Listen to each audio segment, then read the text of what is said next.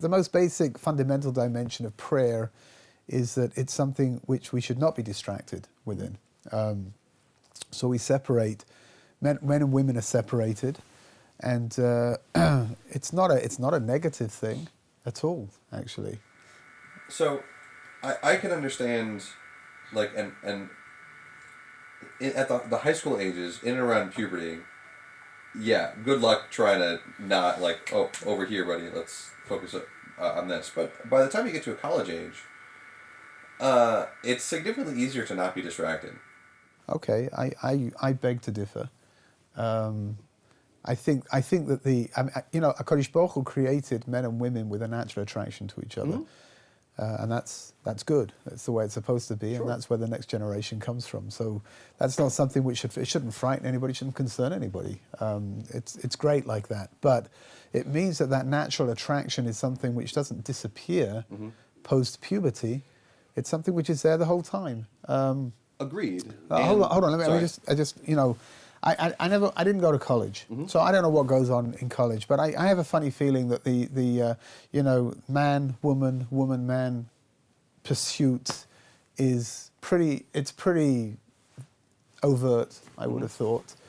In the workplace, my gosh, go into any workplace, and one of the first things you'll see is a whole list of different regulations and laws about what kind of relationships are appropriate and inappropriate, because it's absolutely clear that the minute you put men and women together into a confined place where they're working long hours, stress, inter-office relationships are rife.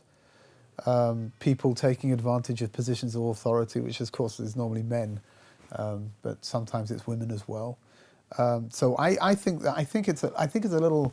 I'm reluctant to use the word, but I'm going to use it anyway. I think it's a little naive of you to imagine that it. I think around puberty time, when everyone's just becoming aware of all of this, so maybe it's just more obvious.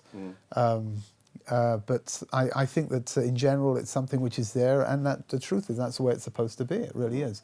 When you go out on a date, so. That's talking about even in the secular world. Work on the premise that you're going. These are dates. Somebody's decided they've reached the age where they want to marry, right? So they're going on a date, and their date has got a more significant dimension to it than just going out for a date to have a good time. But nevertheless, inside of that is a very, very important dimension of natural attraction to each other, which is something which is inexplicable. Look at different couples that you know, and you'll wonder to yourself, my gosh, how does he find her attractive? How does she find him attractive? How does each one find the other one attractive? And sure. It's just one of the wonders of the way that God's created the world, that we find our partners to be attractive, and that's what keeps everything going. So prayer is something which requires focus. It's interesting. I've got a brother who's a surgeon, and he told me that on several occasions he does liver transplants, and he told me that on several occasions nurses had been asked to go and obviously there's a certain amount of dress sense you have to have when you're in the operating theatre, but he says all of these these what they call them, green scrubs or whatever they're called. He says they come in different sizes.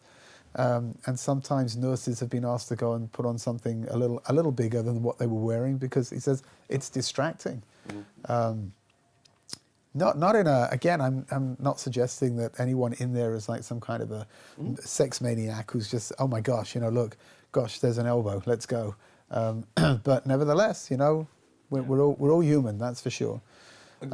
So prayer is separated in order to allow everybody to be able to focus on their prayers, both men and women. The prayer service itself is definitely geared towards men. Women don't have the same obligations for prayer that men do. They certainly don't have the obligation for collective prayer that men do. So, for example, going to shul, going to a synagogue and a minyan, and reading from the Torah and all of those kinds of things are things which are specifically for men and not for women. That doesn't mean that women are not supposed to pray. They are supposed to pray. If they want to come to synagogue, they should come to synagogue, and they should enjoy. I'm a little. It always surprises me that this dimension of women feeling some kind of a chauvinistic approach towards things like prayer and religion. It surprises you? It does surprise me. I'll explain to you why. Because men and women are different biologically. And if that's the case, then according to Jewish tradition, men and women are differently spiritually as well. If that wasn't so, if we weren't different spiritually, then we wouldn't be different biologically, physically. That's what the Torah, God created a world where everything is required in the way that it's there, which means that if men and women are going to come into the world looking and having physical differences one from the other, then that's only reflecting the spiritual dimensions, which means that men have one kind of a task, women have a different kind of a task.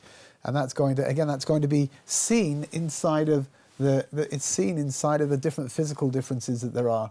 So women want to be called up to the Torah. It's a great desire. It's a spiritual desire. I'm not knocking the desire. There are things that we can do and things that we can't do. It's as simple as that. Inside of the male dimension of being Jewish, there are things that one person can do that another person can't do. So somebody who's a Kohen can be called up to the Torah first. I can't. I'm not a Kohen.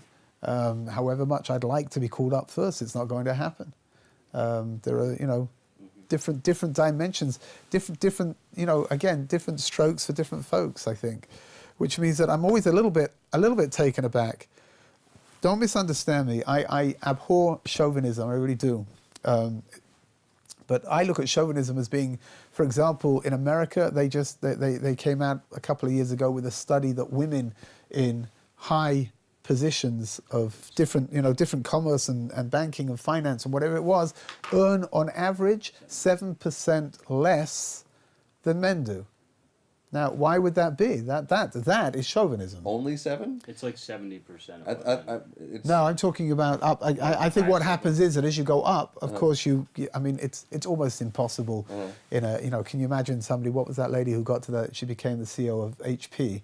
Dana Farina? Something like I don't remember. I think she was running. Well, whatever. I think at that point it's going to be a little bit difficult to pay her 70% of what they would have paid a male, right? Yeah. So what happens?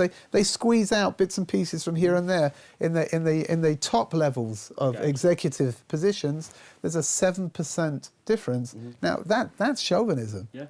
And I think that's disgusting. I really do. And that's why we're having this conversation, is because women recognize that as well and object to it. So somebody like my mother, who's is a wannabe flower child, is makes all these statements like, even going back to the whole discussion of the Torah, you can't really compare childbirth to going to the Torah. Because the Torah, like you said, I was comparing it though. It's interesting. I wasn't using it. Obviously, to compare one with the other is ridiculous because it's two different things. But I'm using it as a comparison to show that there are certain things that can be done and certain things that can't be done. Yeah. There are certain things that women, again, certain things that women do in general. It's a generalization, right? Mm-hmm. Certain things that women do that men don't do. Certain things that men do that women have to do, right? Generalizations. Men are more external, women are more internal. Mm-hmm. That's going to be reflected in the spiritual realms as well. That's why men have a whole slew of mitzvot that women don't have, right? Men have an awful lot more obligations, mitzvah obligations, than women do, because women are inherently more spiritual than men are. And more disciplined. Whatever. Again, it's that's an easier thing to explain, I think, because it's just, you just basically continue to say men have a bit more problems dealing with the regular world and have it or more immoral in general. It comes down to it, or have the capability to do transgressions that women don't. Yeah, I don't know how we're holding now in 2015. I really don't. But if you go back into the end of the 1900s, the end like 1990s, a study was done where women are more loyal, more monogamous than men are, and men need a lot of direction in order to keep them focused on what it is that they're supposed to be doing.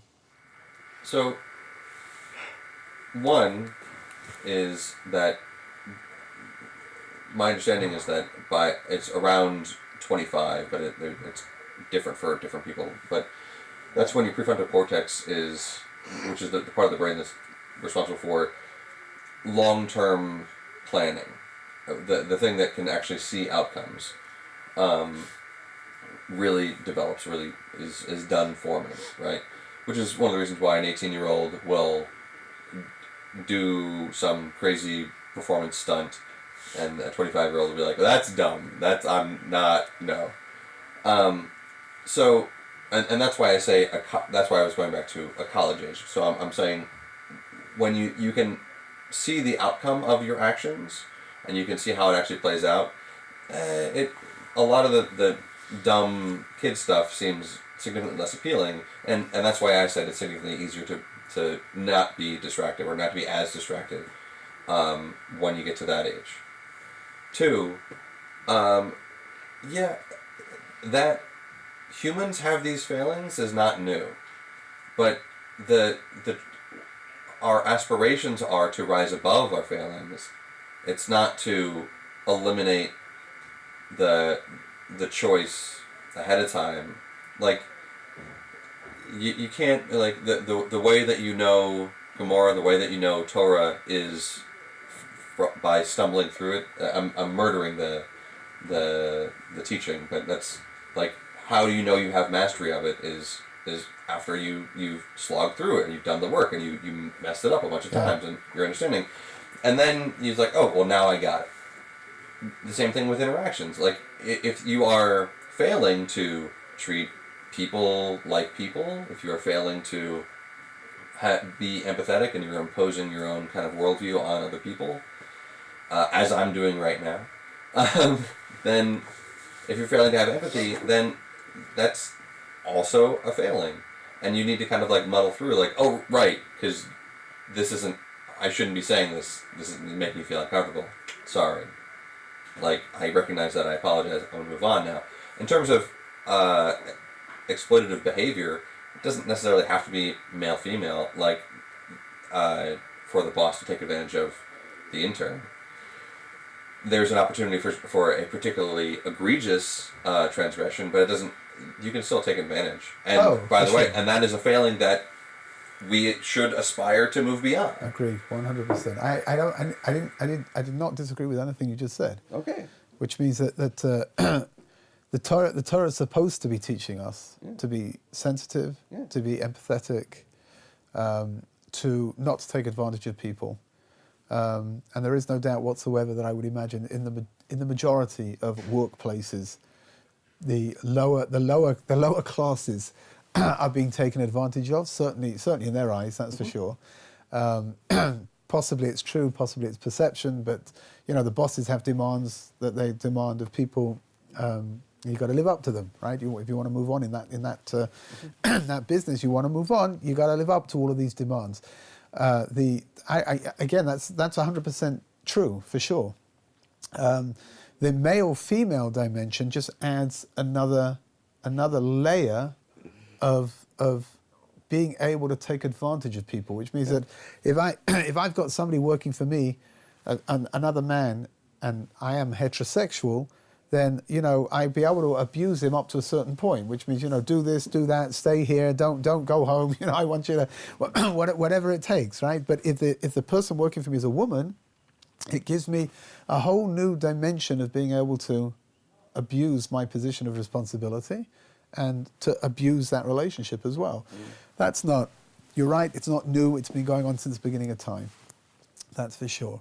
The Torah is supposed to be trying to teach us how to deal with that, how to overcome that, how to learn to interact with other people, and to take other people's feelings into account, even when I vehemently disagree with them. And that's like a very important thing, which means it's okay to get on with somebody. So if we have minor disagreements, that's okay. But when it becomes something very, very significant, something very, very important, the idea of relating to somebody with respect is always there. The responsibility to do that is always there. Yeah. Now, do we all know Orthodox people that maybe don't live up to that? Yeah, maybe we do, and it's very unfortunate. But being Orthodox is not a guarantee of anything. It's not going to guarantee that you're going to become a great person and you're going to become a beautiful person, right? It's just a guarantee that you've got the ability to work out how to do it, perhaps in an easier fashion. When you're in a secular world, you've got to muddle through all of this by yourself because no one's really sort of like spelling it out for you. When the Torah, at least, if you learn the Torah properly in a way that it changes the way that you approach things and the way that you look at things, then at least, that way, hopefully, it's going to change the way that you interrelate with people as well. Respect is like it's a primary thing. It really is. King Solomon said something which is very, very, psychologically speaking, it's very insightful, but it's something which it's really fascinating. He says that a person to a person is like water reflecting. When you relate to somebody, when you speak to somebody, that person picks up the vibes, right? Whatever's being reflected in your face, that's how they're going to react back to you. So if you've ever seen, people gearing up for a fight, right? So you'll see that normally it always starts off with facial grimaces and making it clear that I'm not happy with you, right? Oh, well, if you're not happy with me, then I'm not happy with you. And then it escalates and becomes something which is out of control. The opposite's also true, right? When you show somebody that you care for them, you show somebody that you love them, and then all of a sudden, any negative feelings that person may have had for you will begin to lessen. They may not disappear, but they'll lessen because they feel, you know what? Okay, the person did something that they shouldn't have done, but I see that they care for me. I see that they like me. So, what you're talking about there is kind of reactionary subconscious thinking and conscious thinking, like decision making and rational thought, right? And there's a lot of, so the way that humans make decisions generally is that there's an emotional tie to a thing. We're getting way off topic from where we started, but it's an interesting conversation. If you want to get to this, I'm okay. So the way that humans think is there's an emotional attachment to a particular decision or outcome, like I like this thing, I don't like this thing, right? And then because that's a faster decision arrived at, and then your reason goes to justify that decision made, right? If there was someone like Spock that had no emotional capability whatsoever, they would be in the supermarket forever. They wouldn't be able to decide apples or oranges. They couldn't make the decision because this has this thing and this has, and like there's too much information and there's not a way to decide, and so our emotional attachment to things, that subconscious thinking. Well, either they'll never get out of the supermarket or they'll get out of there in 2 minutes flat because it doesn't make any difference whether it's apples or oranges. I need fruit. So right? You probably just do nutritional analysis. There's been a number of people that have sustained brain damage and their emotional thinking has been upset, and they have difficulty forming emotional attachments, and you watch that and like it's sad because they'll get stuck in the cereal aisle comparing Cheerios with Chex, and they can't move on. Right.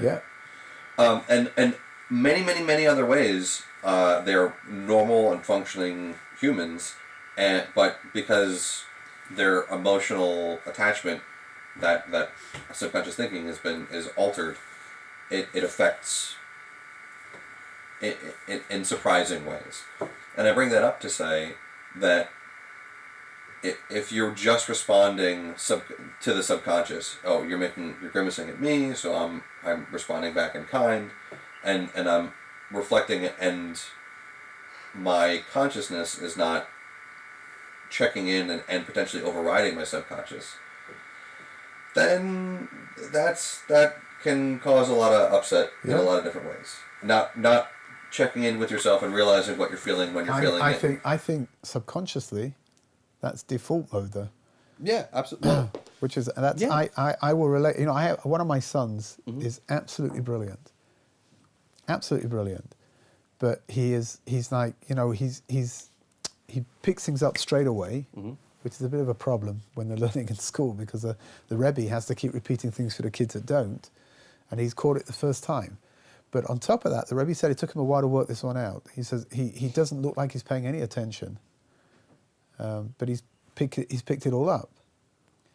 And the Rebbe said it took him, what was bothering him was that my son never looks like he's paying attention. And I think that's exactly the idea, right? If you've got somebody who looks like he's paying attention to you, even though he might be spaced out, subconsciously that's preferable to somebody who's looks like he's not paying any attention, is picking up every word that you're saying. Because we are conditioned to certain reactions. There were all kinds of fascinating studies, psychological studies about different countries with different social etiquettes. Mm-hmm. And when they get to different countries and they try to apply their social etiquettes to the countries that they've been to, and all of a sudden it's like you spark off some kind of an international incident because you wouldn't shake hands with somebody, right, because shaking hands where you come from is just not done, right? Or you don't make eye contact with somebody. We in the Western world, we imagine that we define what's acceptable socially. And when somebody comes from the Middle East, not from the Middle East, from the Far East, from Asia, and they don't make eye contact with you, and it's like, what's this guy trying to hide? Right. Like, what's going on over here? So the guy's lying to me for sure, right? And no, he's not. It's just that that's the way things are done over there. Mm-hmm. But relations are important. Mm-hmm. I'll tell you something absolutely fascinating.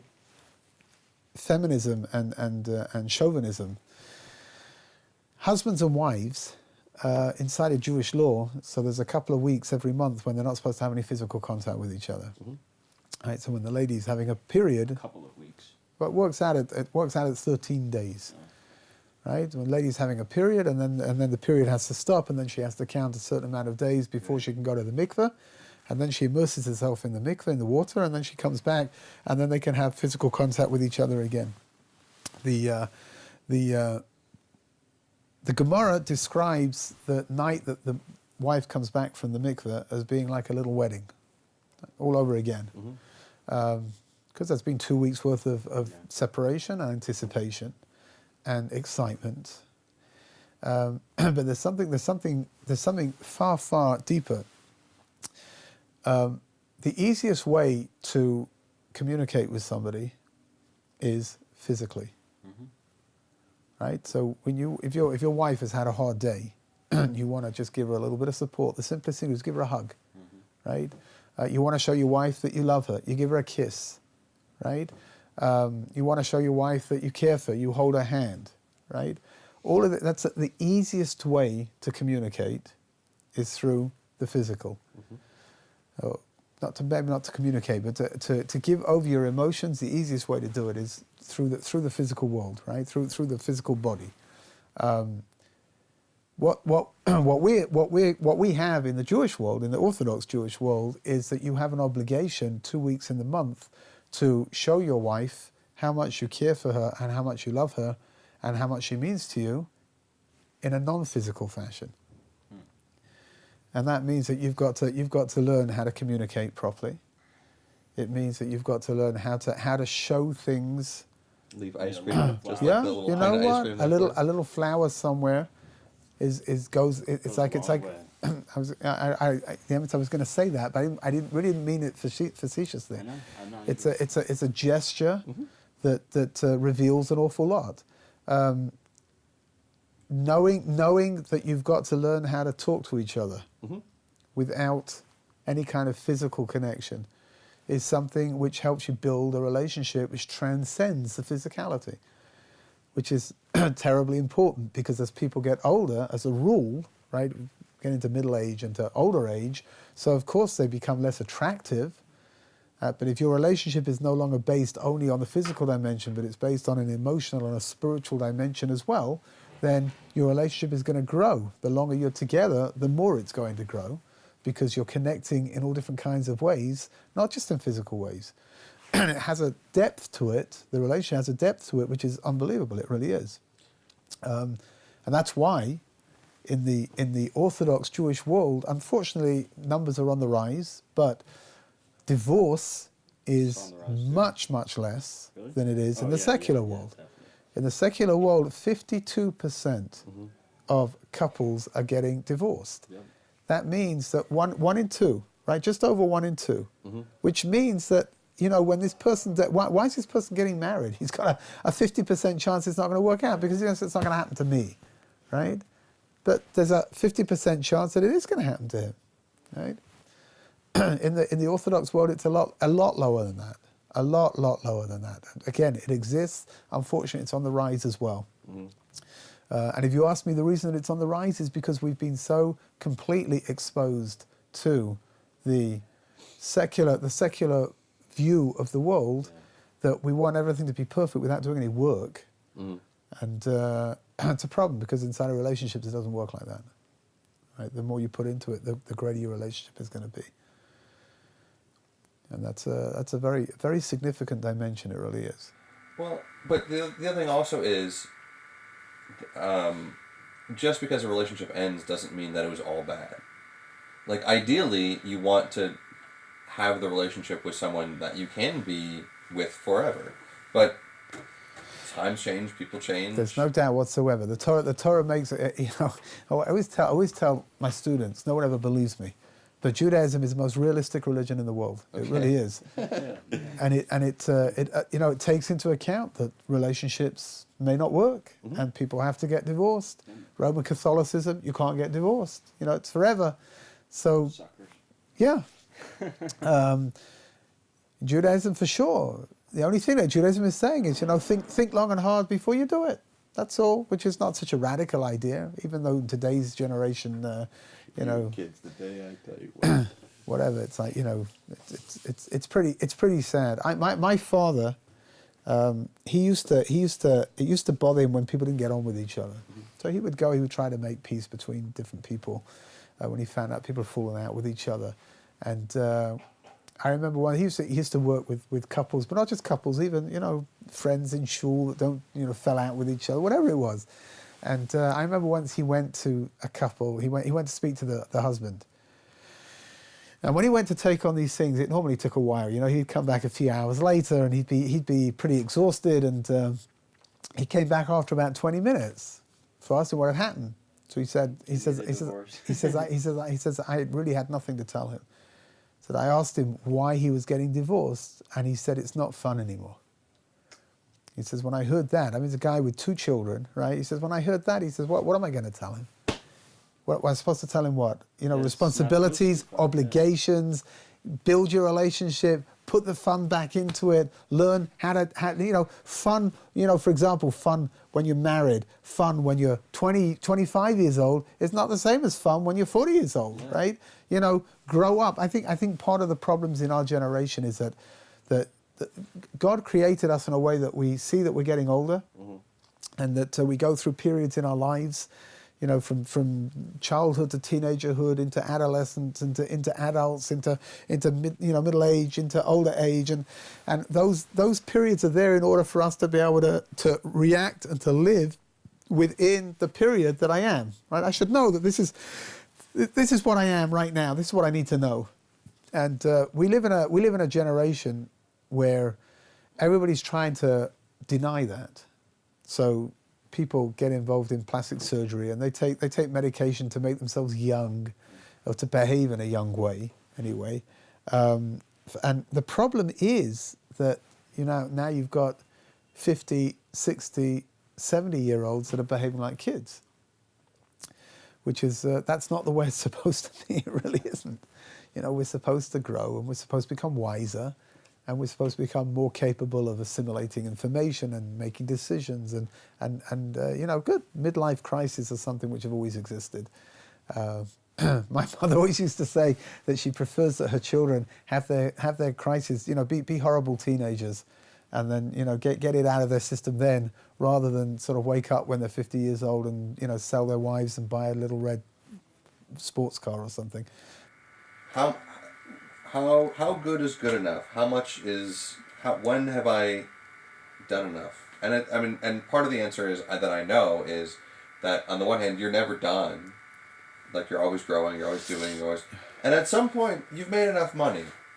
At some point you've made enough money. Okay, good. Right? So that there, Is that true? It's neither and both. Is that true? That you, Depends on all this depends on the person. It depends on the personality. I tell everybody, I grew up in a very well-to-do area. I always have to point out, my parents moved in before it became a very well-to-do area. But there was very, very wealthy people. It was very Jewish.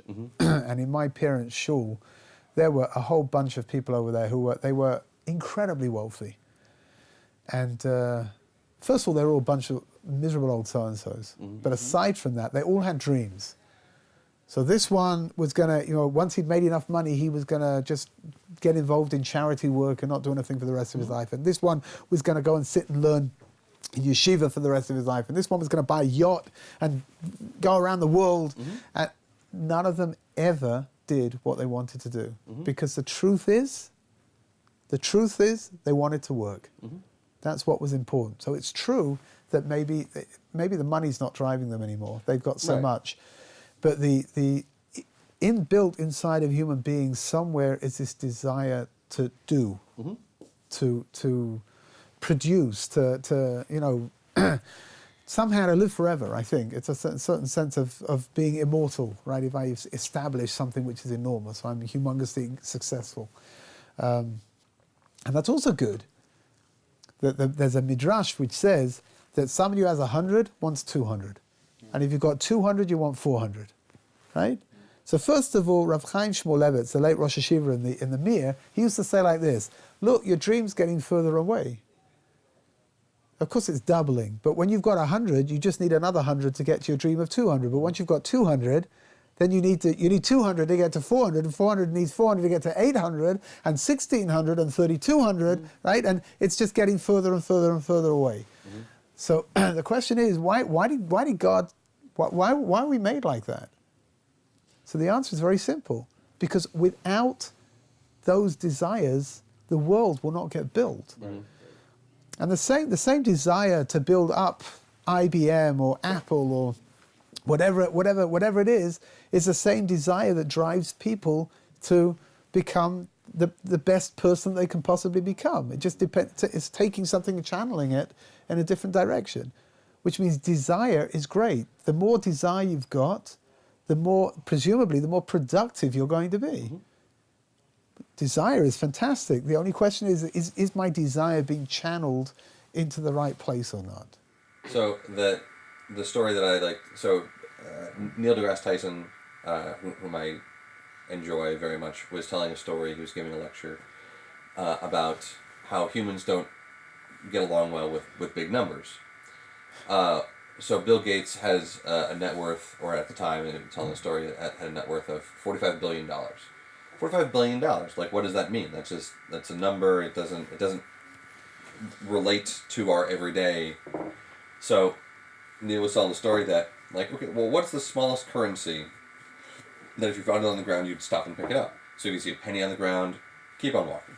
See a nickel on the ground, I don't really care. A dime, it depends upon what I got to do that day. But a quarter, if it's a quarter, okay, I'll stop and pick up the quarter. All right, it's change. I can do laundry with a quarter and get a gumball. Quarter's functional currency. 15 minutes with a pocket. 15 minutes with a pocket. But, Neil is all right. He does well for himself. He's the director of the Hayden Planetarium. He goes around on various speaking tours. He's asked to speak, and he does well for himself. Good ties. There's nice ties and good vests as well. Yeah. He sounds like, okay. Well, the relationship 25 cents is to how much Neil deGrasse Tyson makes, right? Is the same as what to Bill Gates. Bill Gates' net worth $45 billion. So how much money would Bill Gates need to see on the side of the road in order to stop and consider it worthwhile to pick it up? So 25 cents is to how much Neil makes, which, I don't know, $100,000, $150,000, something like that. So 25 cents is to $150,000, as X is to 45 billion. And the answer is about $40,000. If it was less than $40,000 that Bill Gates saw on the side of the road, it's like, it's not really worth my time. You know what, but my booba, my grandmother would have told you that Bill Gates would probably pick up a penny. Right. And that's how the I would rich say get that richer. too. Right. So that's also, but I bring that up to say why that is so much Bill money? Gates, he's made enough money. Yeah. So here, Bill Gates is a great example. Right, and now he's giving it away again. He's giving it directing all his away, attention- and but you know what? He's really not the norm. Right. The other fellow, what's his name from Hathaway? What's he called? I've forgotten his name. Berkshire Hathaway? Buffett. No, Yeah, Warren Buffett. Buffett. Warren Buffett. He's 80-something years old. He's worth countless tens of billions of dollars, and he's still working. And he lives in a Why is that? box. I'm saying that first of all, I have the most enormous respect for Bill Gates. I'm not talking about Windows, and I'm not talking about whether the system works or it doesn't work, and I'm not talking about security glitches. I'm just talking about the fact that here is somebody who's made so much money, he doesn't know what to do with it all, and he said, you know what, boys, I'm giving it back to the world. And that's what he does, and I have the most enormous respect for him, and he's already said that his children are going to have, of course they'll have plenty of money, but they're not going to have that kind of money They're gonna because like he's 10 or going to give it, 20 million bucks. I don't know how they're going to manage, but they'll have to work, they'll have to learn how to budget, what can I tell you, right? But I mean, how many times have I've mentioned this in class? Bill Gates has donated more money to try to eradicate malaria from the world than the World Health Organization has. Really? Which is the most terrible statistic, it really is. I mean, it's great for Bill Gates, but it reflects so badly on the WHO. It's pathetic, it really is. I think this fellow is, I think he's extraordinary. I really Absolutely. do. Yeah. And I think that his extraordinariness stems from the fact that what he's doing is not what other people would do. I kind of disagree because I think that a lot of people, if they're morally conscious, they would do just what he did. And do you think that you're ordinary? Because I know that if you had $45 billion, you'd do exactly what he did, but probably more Judaic. You know what? I would like to think I would, but you know what? You Can I don't tell know. you? You Can I don't tell know. you for sure that I would? No, I can't. I don't know. It could totally. One of the prayers that we say in the morning is we ask God not to bring us to a test. Shouldn't test us. Everybody's got their level where they're going to tip in the wrong direction. Right? So some person it might be, again, it might be. And for all we know, he could be doing it for selfish reasons, just like the utilitarian view that you do nice things because it makes you feel good. You know what? Even if he is, I'm just I saying, still I'm just say, being kol hakavod. Really, I think he's extraordinary. I agree. Buffett also he's also an extraordinary man. He really is. He's given masses and masses of money to the Gates Foundation. He's not planning on leaving everything. I think he said that he's only going to leave $1 paltry billion to each kid. But that's a shonda right there. That really. are you kidding? I mean, a Well, billion's not what it used to be, I'm right? saying. His And with the grandson, price- they're all really involved in with the charity. price of gas now and everything. But he's an extraordinary man. He really is. But if you look around, I don't think you'll find, in the billionaires. Go up to the top, right? Of the billionaires. I don't think you'll find a lot of people like him. I really don't. These people are still working. They're working. They're workaholics, these people. And of course, that's how they build their fortunes and that's how they build their empires. And an awful lot of people are being supported through their work. Yeah. Which means that, I don't know how many people, how many people does Microsoft employ? Tens and thousands of people are being employed because of Microsoft. The same with all these other companies, right? It's just that what makes Bill Gates different from everybody else is that he seems to have this unbelievably finely tuned need to do. So it's not enough just to make the money. Now you've got to do something with it. And I think that's tremendous. I really do. Now, what's for sure is that in the Jewish world, the Torah teaches you that. So the Torah teaches you, the Jewish world. How does the Jewish world work? We believe in capitalism, we really do. But we believe that capitalism needs to have a healthy dose of socialism as well, which means you've got to give charity and you've got to make sure that the people around you have what to eat and they've got where to live and they can pay their bills. And that's why God showers certain people with the most incredible bounty and they pass on huge amounts of money to charity. Huge amounts, right? But if you don't have the Torah directing you, I wonder, Bill Gates, where did he learn this from? He's not Jewish. He doesn't have the Torah directing him. His wife. And but I'm saying, seriously, where did this incredible sense of social responsibility? Where did it come from? And how did it stay with him? So you could say, he was brought up. That's what his parents inculcated him when he was a kid. But how did it stay with him as he starts becoming one of the richest men in the world until finally become the richest man in the world. How did he hold on to that? That's quite something, it really is. I don't know, that's something that, we can all learn from him. There's no doubt about it, everyone in their own way. But you know what, we'll end with a cute story. There's a family, they're based in Canada. They own seagrams. It's a Jewish family. I've forgotten their name. It might come to me. Whatever. They're not Orthodox, but they're a very, very, very, very powerful family and very, very Jewish.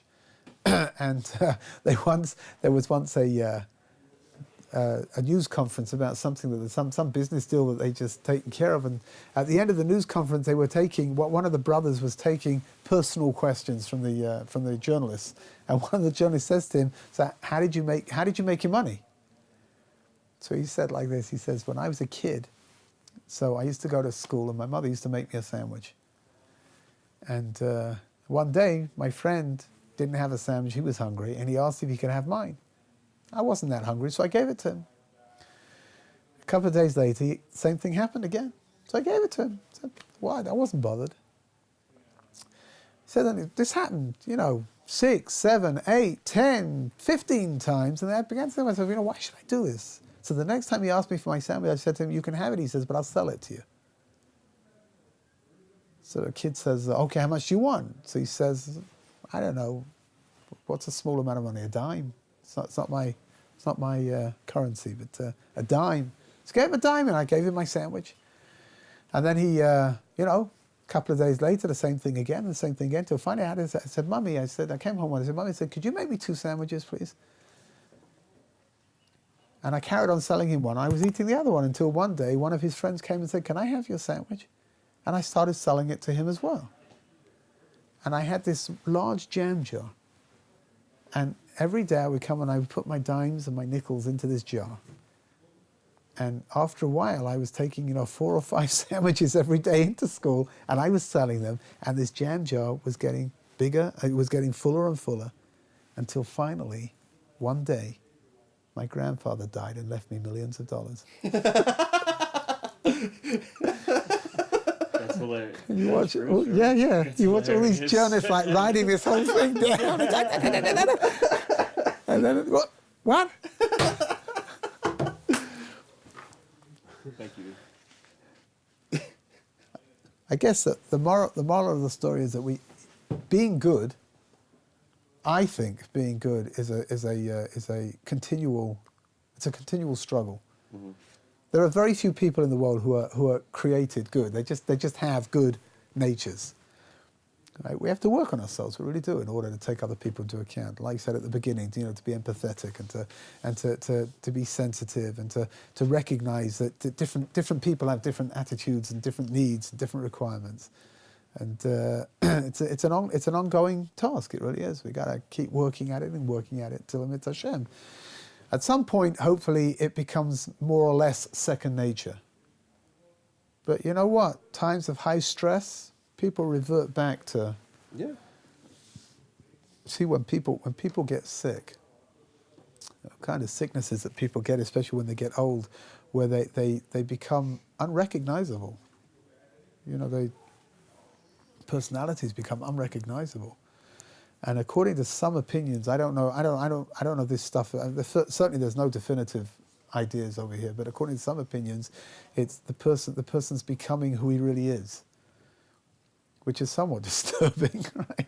When you've got some, sort of nice, kind, gentle grandfather who all of a sudden becomes becomes someone you don't want to be around because they become abusive.